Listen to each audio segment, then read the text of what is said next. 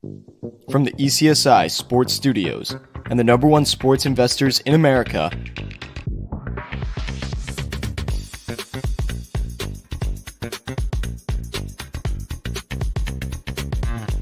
we bring you the closing bell. As the market closes, legends Jeff Dawson and Riley Magnuson bring you all the sports investing tips for tonight's matchups. If you want to learn more from the two legends at the desk, make sure you stay tuned to the closing bell.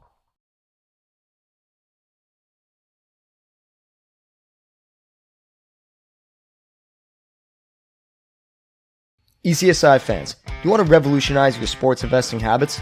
Allow me to tell you about WagerWire. WagerWire is an app that helps you become a superior bettor by allowing you to sync all of your sports books and track all of your bets in one place. See your current action, your betting history, and stats. You can also sign up for sportsbooks and collect bonus offers. Follow them at WagerWire on X, as they're the best account on the platform. Head to the App Store or Play Store now and search WagerWire to download the app.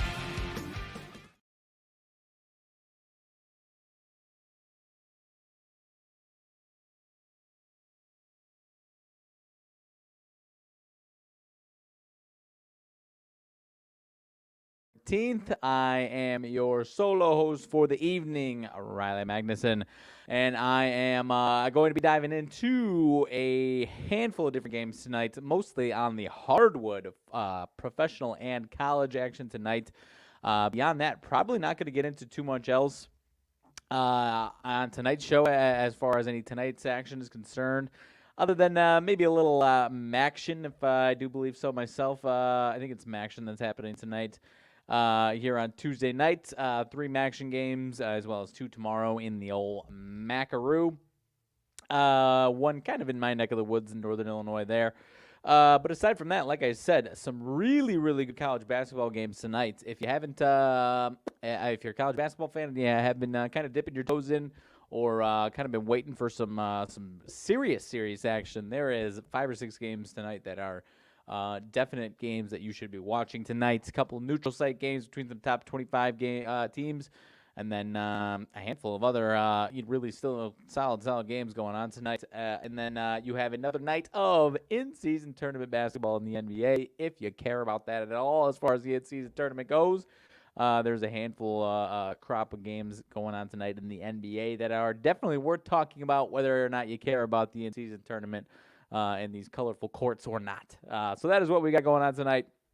As of last night, last night's action, you obviously get the Broncos taking down the Buffalo Bills at the second chance buzzer, if you will, with the too many men on the botched field goal. Not the 12 men on the field. It was I was wondering if, especially with the kicker issues that they had last night, if that whole, I saw it coming, if the rushing everyone on the field situation, I didn't know if that was going to derail them at all, even on the short one. It did. Obviously, they got the second one, and they corrected it there for the winner there for Denver. And as I said, does that bury a 5-5 Bills team and doom them from making the playoffs? No, it doesn't, because you're only a half game out of the playoffs right now. But obviously, if they continue to be the same team, then that is what's going to doom them from being in the playoffs, not the fact that they're 5-5. You've seen crazier things than a team with a lot of talent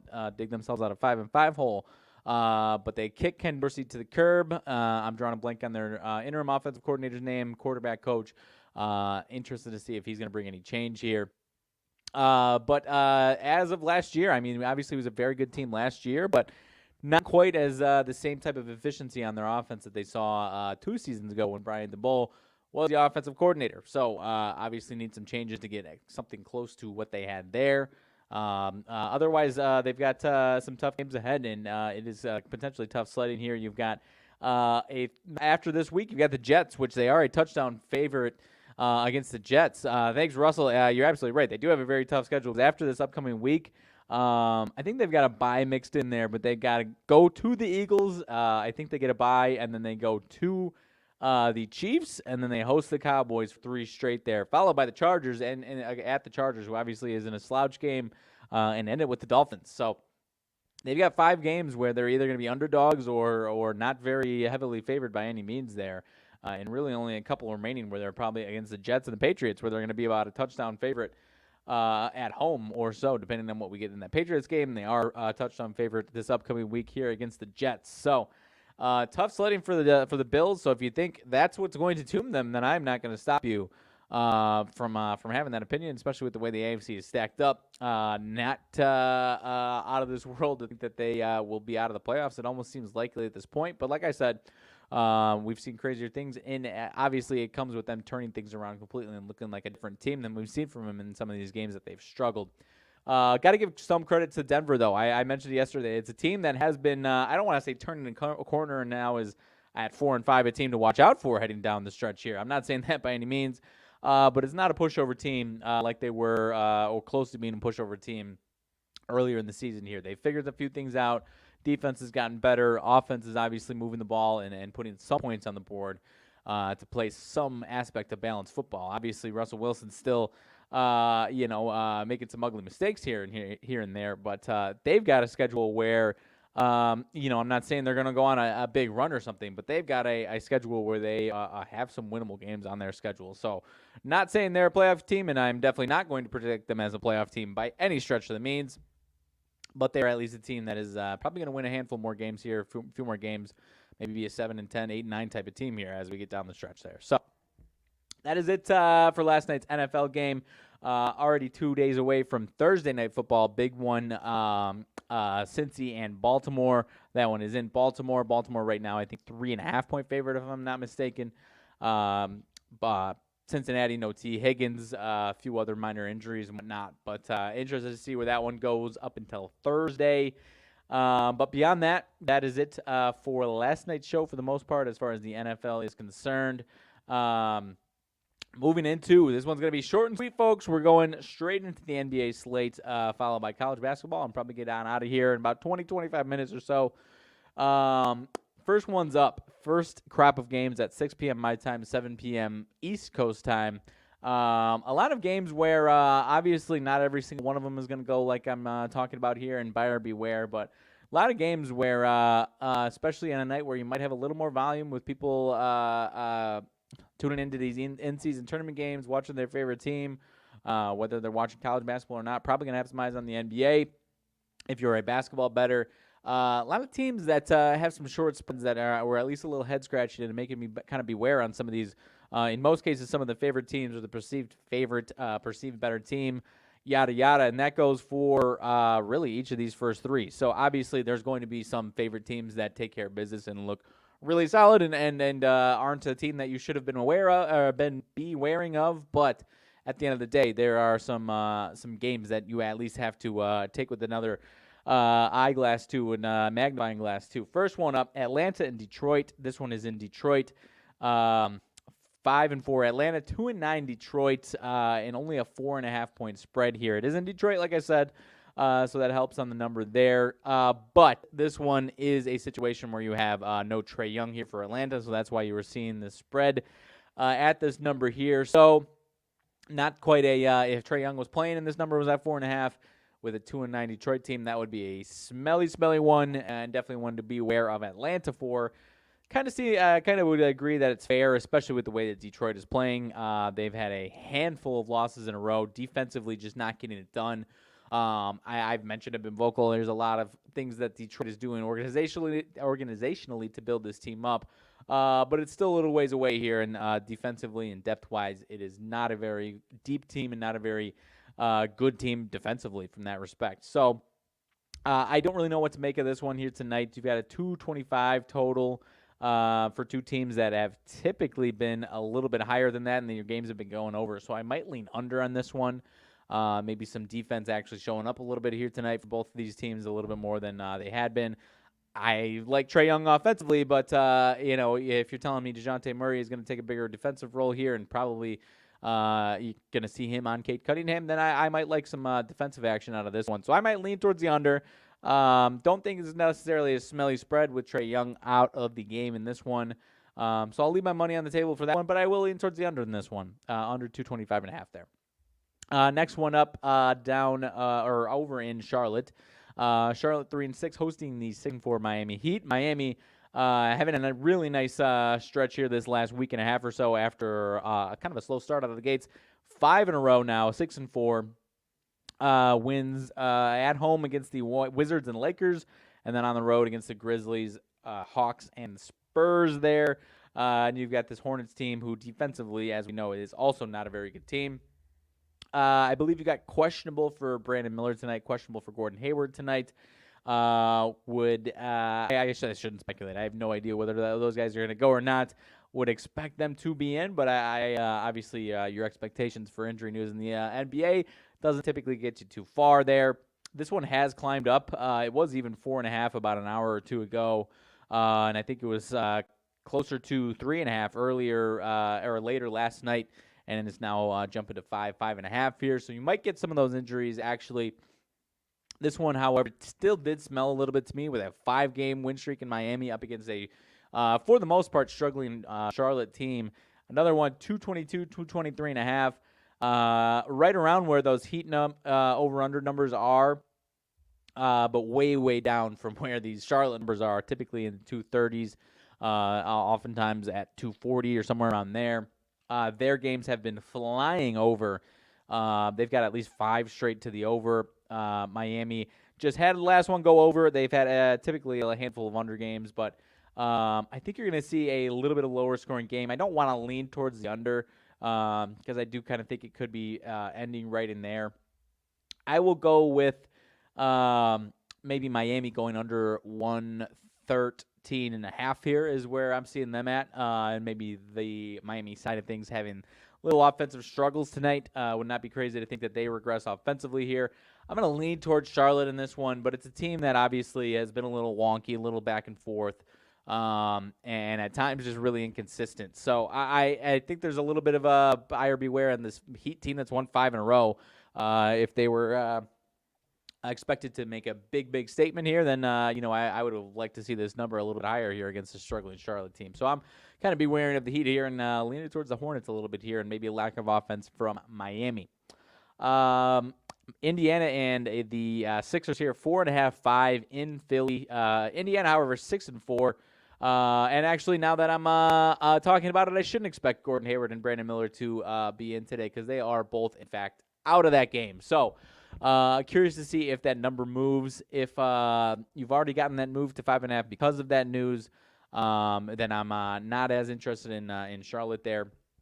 I wouldn't surprise me if they still hung in there and kept things interesting there, but I'll still lean towards the under, I guess, as far as these two teams are concerned, but not trying to jump into it there with those two scorers out of their offense there for Charlotte. So, again, shouldn't be expecting anything with questionables, even when you've got the beloved in-season tournament going on. And these guys apparently don't give as much care as you would expect, but I digress.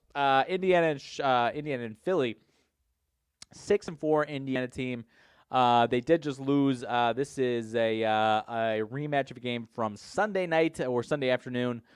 Game went flying over 236.5. Total up at 240, 241.5, or 241, flat 241.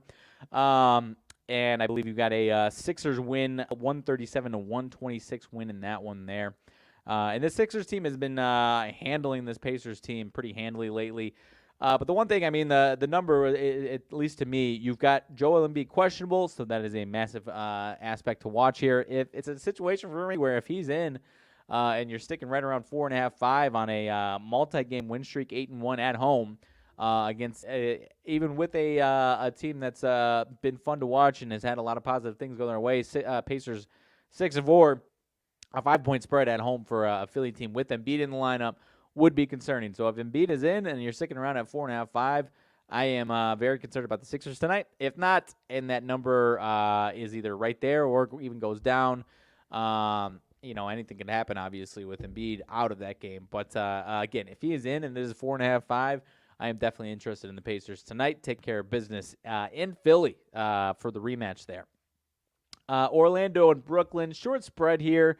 I guess let's double check the injury updates here. Gary Harris, Markelle Fultz, a little depth action for Orlando out of this game. Potentially, you've got both teams 5-4, 5-5. Go figure. You got Ben Simmons, who's been out a couple games. I don't even remember what it is. Some type of nerve tightness or irritation in his lower left body or something like that, and he's going to miss some time. Stop me if you are surprised by that news to any degree there. But Brooklyn, 5-5. I said it preseason of this team. While they have no stars, it's still a team that's got a lot of kind of B-level talent that if they can manage to play well together, then it's going to be an average team, a team that's going to be around 500, and that's what they've been so far. Orlando has been a little up and down. They've had a nice little win streak going, lose 2, then beat Milwaukee on, I think that's Saturday, 112-97. And now you've got a 2.5, 3-point spread there for Brooklyn at home here. And I think I think a lot of people, I could be wrong, but I believe a lot of people have more the general public has a lot more faith in Orlando, and to see them as underdogs in this one, I think going to have people flocking to Orlando, people are asking for Orlando money there. So I'm going to lean towards the Nets in this one. But it wouldn't surprise me if Orlando showed up here, but I'll go under 108.5 for Orlando, 107.5. A number down there with a team that is a fun team to watch, a team that just scored 112 on Milwaukee, 119 in losing effort, 115, 120 in some winning efforts recently. Seems like a good night for them to fall back a little bit offensively there. This Brooklyn team has had some good defensive performances at times, so I'll go under the team total for Orlando tonight and lean Brooklyn to win that game. Moving down the line, don't have a strong thought here. San Antonio and OKC, 10.5-point spread. You've got OKC at home, 6-4. I'm not interested in the Spurs. The Spurs team is on a losing streak. I mean, we've kind of been fairly spot on with some of these Spurs games and situations here and perception of them where Wemby is very fun to watch, and the Spurs team is one that you want to believe that they're going to take that next step up with him, but he's still cutting his teeth in the league here, and obviously it's a bad team around him, to put it bluntly there. And you've got an OKC team who matches up well. Obviously got a guy who matches up well with Wemby personally there, so size-wise. So I don't know what to expect. I'm not going to hammer either side here. It seems like if you had the 10.5 in favor of the Knicks last time this Spurs team was on prime time, maybe take your money and run out of this one, but I think it's going to land right around 10. Might be an okay game, might be some more of a Wemby-Chet matchup that you might get some fun out of, but at the end of the day, I'm leaving that one on the desk altogether. Dallas, 4.5-point favorite at New Orleans, 4-6. Team who has not looked that great yet in New Orleans. I was expecting more from them at this point, but they are on a 5-game losing streak, I believe, here. They've lost 5 in a row. This one is a rematch of Sunday. As Dallas 3.5-point favorites in New Orleans, now up to 4.5 in New Orleans here. So another one where I'll lean towards New Orleans getting off of things. The back-to-back situation here, an 8-2 team, 4-6 team with a short spread there. I will lean towards New Orleans getting their lick back in this one. But it wouldn't surprise me if New Orleans continue to have the same issues that they've been having. It's kind of both ways. Offense inconsistent. And defense just not very good lately. So I will lean towards them being better offensively. Maybe I'd like to go over on their team total more so than interest in them in the spread here. But I think you're going to get a revenge factor in this one, and New Orleans trying to end this 5-game losing streak. I think they're a better team than 4-6 here, and I think they should be respected here in this spot here against Dallas there. We can skip over Portland and Utah. I don't think too many people are going to be chomping at the bit for that one there. Golden State, I believe who is out for Golden State? Stephen Curry is out for Golden State. That is a lot more obviously makes sense for this underdog spot at home for the Warriors. So, anything could happen in this one. Obviously, wouldn't surprise me if the Warriors had some pride and won at home despite no Curry. You've got a nice win streak for Minnesota here, playing really, really well right now. For the most part on both sides of the ball. Good offense, good defense. They've beat some good teams. This is another one that is a rematch of Sunday night. And you had Golden State at home as favorites there. Minnesota takes care of business Now you've got no Steph Curry, so I don't really know what to make out of this one. I'll lean towards the Warriors even without Steph Curry at home here in this one. How about that? But nothing crazy there. And then finally, Clippers and Denver. A Denver team for 4.5-point favorites at home against a Clippers team that's lost every single game since the James Harden experience came into town. As 4.5-point favorites, that one seems a little concerning. You've had 2 in a row though for Denver as 4.5-point favorites. One at home, one on the road. This was last week. I was against, or no, I'm sorry, this was Sunday. Leaned towards Houston. They were at Houston, 4.5-point favorites. They lose that one outright. That was the game I was interested in on Houston, 4.5-point favorites. So you've got the game before that. They were also 4.5-point favorites at home to Golden State. They won that game, did not cover. So you do have a third straight game where they're 4.5-point favorites, and they've failed to cover the last 2 as 4-point favorites, 4.5-point favorites. So that is one thing to watch there, but it's still an 8-2 defending championship team against a 3-6 Clippers team who obviously has all the talent in the world. But on paper has been losing their faceoff since James Harden came to town. So I will lean towards the Clippers getting one in the win column, even actually upsetting them potentially here tonight, but would absolutely not shock me at all if Joker and company took care of business there. So that is the NBA in a nutshell tonight, kind of rapid fire. A lot of games. Again, this is not a game where I'm, or not a night where I'm putting a unit on all these underdogs and all these somewhat fishy smelling ones. There's going to be a couple that take care of business underdogs, and then there's obviously going to be 2 or 3 favorites that lay the hammer down and don't look back at all and make it a little puzzling why some of these numbers were as close as they were. So I'm not cannonballing in. There's a couple that I might be interested in, but at the end of the day, might sit back and only play a couple of those ones there tonight. So moving over to college basketball, a lot of Big Ten games that we're interested in tonight. A lot of Big Ten games, though. There is one non-Big Ten game that is a top 25 matchup that is obviously interesting. But in about 30 minutes or so, you've got Wisconsin and Providence. This is the one non-top 25 matchup as of right now. Wisconsin obviously coming off of that loss at home to a good Tennessee team. Put up a fight in that game there, and now they are on the road in Providence to a Providence team. 2-0, took care of business to a couple mid-major teams.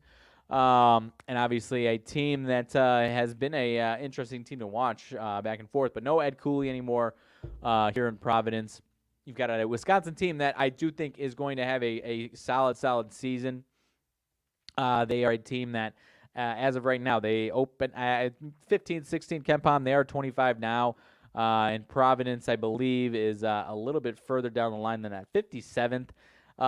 So depending on how you look at it, I can see it from a lot of different angles here, but I think the perception on Wisconsin is going to be diminished, as well as we've talked about on this show. The perception of the Big Ten right now is kind of at an all-time low, considering where they are in the landscape of things with the teams that they have that are, top 50 contenders in the country here. So I'm going to lean towards Wisconsin taking care of business. The total at 141 is a little interesting here. I will go towards Wisconsin, kind of taking down the pace a little bit and making this one a little bit lower scoring game. Their game against Tennessee went over that one, and these Providence games have been a little bit higher. So I'll go under or lean under, but I'll go Wisconsin, kind of making a statement and getting back in the win column and kind of making a name for themselves here tonight to get some respect back for themselves there. Let's see. Michigan State Duke is another one to watch out for here tonight. That one is in Chicago on a neutral floor. But you've obviously got a team that has the most famous loss of the season so far in Michigan State up against Duke, who obviously has gotten a loss already, but against a very good Arizona team there. Michigan State 30th per KenPom, Duke 12th right now per KenPom. Michigan State, though, a team that can definitely play some defense and hang with this Duke team. I am kind of interested in Michigan State just because of like I said, most famous loss so far in the country, losing to James Madison at home as a top 5 team entering the season. Now you're playing a Duke team who's a top 10 team per the AP, despite the loss, looking to bounce back against a Michigan State team. So I am interested in Michigan State from those aspects. I am still probably going to sit back because I've kind of always kind of sat back on a lot of these Michigan State early games because I've been very vocal. It's a team that oftentimes, slow out of the gates. They play some really, really tough games, play some good games, maybe lose some, win some. And then by the time we get to February and March, it's a team that's really off and rolling. So I'm probably going to stay back from it. I am going to lean towards Michigan State. But again, I would not be so shocked if they're kind of stuck in the mud a little bit and looking still a little rusty out of the gates here. And Duke made a statement. So I know I'm playing both sides on that one. It's just the overall season-to-season factor for it kind of makes me stay away. But again, if I had to go anywhere, I'm going Michigan State on that one. Iowa and Creighton is as the later Big Ten game. I skipped over one here. Don't have too strong of thoughts on this one. Iowa, still curious to see what we're going to get out of this Iowa team. Don't really have a star here. It's kind of the same team they've been the last few years, just take away all the stars that they had. The Murray brothers, go back a few years to Garza. A lot of the same makeup of the team, top to bottom, just without that one star. So it's going to be a team that wins some games, has some games where they score 90, 100 points, and there's going to be some games where they score 60 points and lose to some ugly teams. That's just the way it's going to be here. So it wouldn't shock me if they have enough to win this game because they're capable of I don't want to say they're capable of beating anybody, but on their best day, they're a team that can shoot the lights out, obviously. So it's a team that on their worst day can lose to anybody. So for that reason, I am going to sit back on this one. I am curious to watch this Iowa team tonight. But they are 12-point dogs in Omaha tonight for a Creighton team that is number 8 in the country, a team that a lot of people have high expectations for. So it is one that you might just grab your popcorn and have some fun with there. The total 164 and a half. That is a high total there. Creighton 88.5, Iowa 75.5. I'll lean toward Creighton taking care of business here and kind of shining the light that Iowa. Yeah, they are still a fast-paced team, but still kind of missing that one star. So that is where I'll lean, but not going to play too much out of that one. Illinois hosting Marquette is another really, really good game. That one is in Illinois. Good measuring stick, I think, for both of these two teams. You've got an Illinois team that's, again, I always put quotation marks around the AP Top 25 because that's, not a true measure, in my opinion, or in typically our opinion here of where these types of teams are necessarily.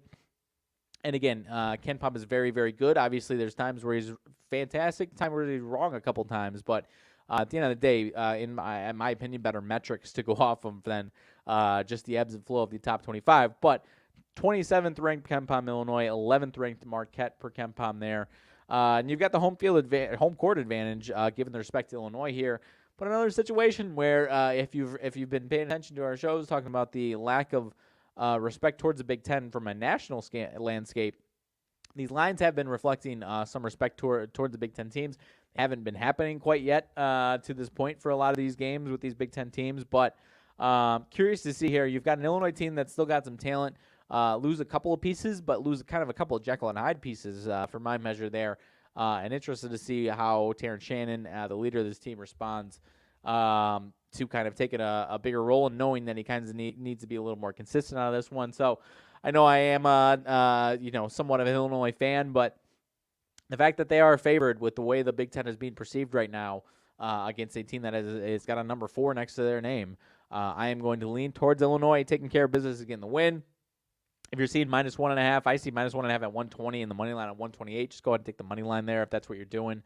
But at the end of the day, you might prefer their team total over 75.5, getting over that one, or even Marquette under the 73.5. But I think there's something positive going to be happening for Illinois tonight. I obviously could eat my words, and you're getting another ugly Big Ten showing tonight. But at some point, I think the Big Ten is going to make a statement and bounce back a little bit here. So let's see. Last one up, I mentioned the non-Big Ten game is obviously a very, very good matchup.